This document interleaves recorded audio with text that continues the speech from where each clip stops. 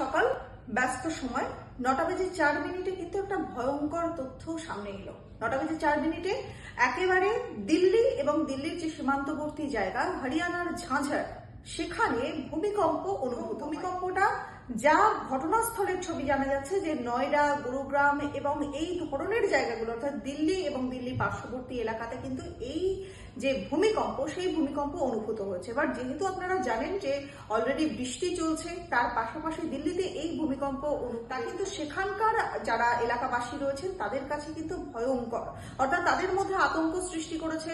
Fan, light এগুলো কেঁপেছে এবং পাশাপাশি নয়ডা জায়গাতে যে বড় বড় হাইরাইজ বিল্ডিং গুলো রয়েছে, সেই হাইরাইজ বিল্ডিং এ যারা থাকেন বা যারা সেই সময় উপস্থিত ছিলেন তারা সঙ্গে সঙ্গে সেই জায়গা থেকে কিন্তু নিচে নেমে। দিল্লিতে এই যে ঘটনা ঘটলো অর্থাৎ এই ভূমিকম্পের ঘটনায় যথেষ্ট চাঞ্চল্য ছড়িয়েছে সকাল 9:04 এবং রিক্টার স্কেলে এর মাত্রা দাঁড়িয়েছে 4.1, অর্থাৎ 4.1 মাত্রার যে ভূমিকম্প সেটা অনুভূত হয়েছে গোটা দিল্লিতে। একটু দূরে ঝাঁঝর, সেখানে কিন্তু অনুভূত হচ্ছে প্রায় 51 কিলোমিটার দূরে।